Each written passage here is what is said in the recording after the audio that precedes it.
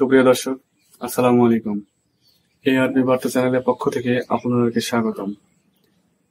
দেশ এবং দেশের বাইরে থেকে এই মুহূর্তে যারা এই ভিডিওটি দেখছেন তাদের সকলকে আন্তরিক ধন্যবাদ ও শুভেচ্ছা। সুপ্রিয় দর্শক, শুরুতেই জানিয়ে দেব আজকের সর্বশেষ সংবাদ।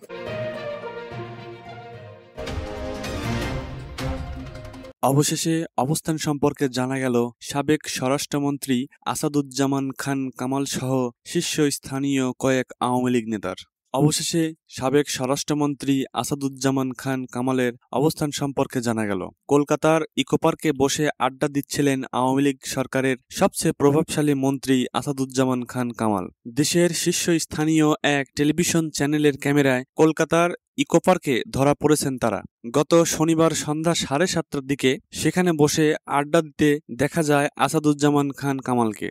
সে সময় তার মুখে শ্বেত শুভ্র সাদা দাড়ি ছিল। দূর থেকে দেখে তাকে চেনার কোনো উপায় ছিল না। 5 আগস্টের আগে তারই নির্দেশে সারা দেশে ছাত্র জনতার উপর নির্বিচারে গুলি চলে। 5ই আগস্ট দলীয় নেতাকর্মীদের চূড়ান্ত নিরাপত্তাহীনতার মধ্যে ফেলে বাংলাদেশ ছেড়ে ভারতে আশ্রয় নেন সাবেক প্রধানমন্ত্রী শেখ হাসিনা। এরপর বৈধ অবৈধ নানা উপায়ে সীমান্তের কাঁটাতার টপকে ভারতে প্রবেশ করে রাজনৈতিক আশ্রয় নিয়েছেন অন্তত 400 জন আওয়ামী লীগ নেতাকর্মী। দীর্ঘদিন ভারতে প্রবেশের পর আত্মগোপন করে থাকলেও ধীরে ধীরে প্রকাশ্যে আসছেন তাদের কয়েকজন। তবে কেউ দাড়ি গোঁফ কেটে, কেউ আবার দাড়ি গোঁফ বাড়িয়ে, কেউ আবার পোশাকের সম্পূর্ণ মেকওভারে আসছেন প্রকাশ্যে, যাদের সামনাসামনি দেখলে হঠাৎ চিনতে পারবেন না তাদের একান্ত পরিজনরাও। সম্প্রতি কলকাতার নিউ টাউনে বিনোদন পার্ক ইকো পার্কে দেখা প্রকাশ্যে ডিনারের আয়োজনে দেখা গেছে সাবেক স্বরাষ্ট্রমন্ত্রী আসাদুজ্জামান খান কামাল, অসীম কুমার উকিল, অপু উকিল ও হাজী সেলিমের এক ছেলেসহ আরো কয়েকজনকে। নাম প্রকাশ না করে পুলিশের এক কর্মকর্তা বলেন, আওয়ামী লীগ সরকারের পতনের পরপরই আওয়ামী লীগ নেতারা দেশ ছেড়ে পালানোর চেষ্টা করেন। কেউ পালাতে পেরেছেন, আবার কেউ পালাতে পারেননি। নেতাদের পাশাপাশি আইন শৃঙ্খলা বাহিনীর কর্মকর্তারাও পালিয়ে যাওয়ার তালিকায় আছেন। কিছুদিন আগে আমরা নিশ্চিত হয়েছি গত সরকারের প্রভাবশালী নেতা ও সাবেক স্বরাষ্ট্রমন্ত্রী আসাদুজ্জামান খান কামাল সহ কয়েকজন নেতা কলকাতায় পালিয়ে গেছেন। তাদের ধরতে আমরা আপ্রাণ চেষ্টা চালিয়েছিলাম। কঠোর নজরদারি ও নিরাপত্তার মধ্যে কিভাবে তারা দেশ ছেড়ে পালালেন সেই তথ্য উদ্ঘাটন করার চেষ্টা চলছে। তিনি আরো বলেন, ছাত্র জনতার আন্দোলন বানচাল করতে আসাদুজ্জামান খান কামাল ছিলেন বেশি বেপরোয়া। তিনি আইনশৃঙ্খলা বাহিনীকে ছাত্র জনতার উপর গুলি করার নির্দেশ দিয়েছেন।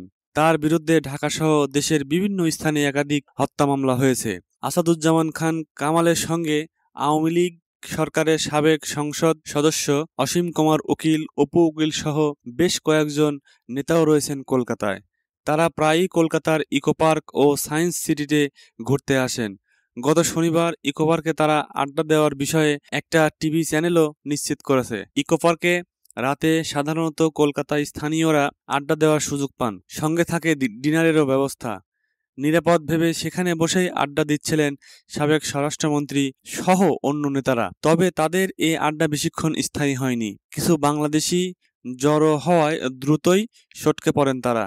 তবে ভিডিও করতে বাধা আসে কিছু অপরিচিত মানুষের কাছ থেকেও। কিছুদিন আগে তার ছেলেকে গ্রেপ্তার করা হয়েছে। তাকে রিমান্ডে নিয়ে জিজ্ঞাসাবাদ করা হয়েছে। জানা গেছে, শেখ হাসিনা পতনের পর তার সরকারের প্রভাবশালী মন্ত্রী ও এমপিদের একের পর এক দুর্নীতির খবর সামনে আসছে। শুধু মন্ত্রী এমপি না, তাদের পরিবারের অনেক সদস্যেরও দুর্নীতির কথা সামনে আসছে।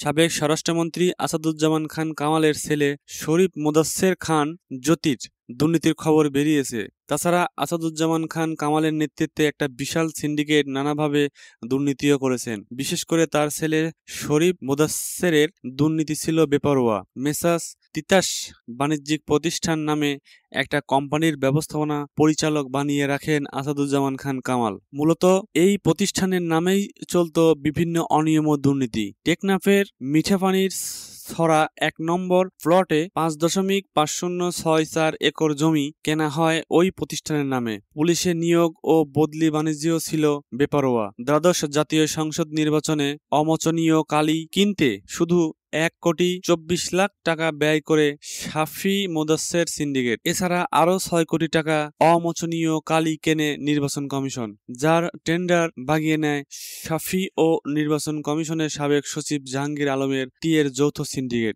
সাবেক স্বরাষ্ট্রমন্ত্রীর নামে শুধু রাজধানীর কারওয়ান বাজার থেকেই প্রতিদিন 1.5 কোটি টাকা চাঁদা ওঠানো হতো। ফুটপাতে ব্যবসা, বাজার, মাদক কারবার ও আবাসিক হোটেল থেকেও ওঠানো হতো বিপুল পরিমাণের চাঁদা। সুপ্রিয় দর্শক, আমাদের এআরপি বার্তা চ্যানেলটি নিয়মিত দেশের সর্বশেষ আপডেট নিউজ সম্প্রচার করে থাকে। সকল নিউজ সবার আগে পেতে আমাদের চ্যানেলটিকে সাবস্ক্রাইব করে আমাদের সাথে থাকুন। সুপ্রিয় দর্শক, ভিডিওটি ভালো লাগলে অবশ্যই লাইক করুন। কোনো মন্তব্য থাকলে কমেন্ট বক্সে জানিয়ে দিন আপনার মূল্যবান মন্তব্য। এতক্ষণ সাথে থাকার জন্য সকলকে আন্তরিক ধন্যবাদ।